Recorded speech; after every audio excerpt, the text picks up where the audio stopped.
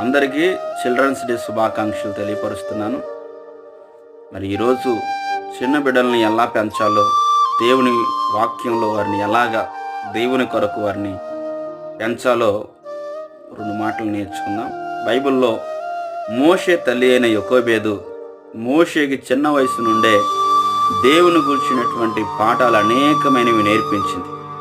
ప్రియమైన దేవుని బిడ్డరా, అందుకే మోషే ఒక గొప్ప నాయకుడిగా మరి తన జీవితంలో అవ్వడం మనం చూస్తున్నాం.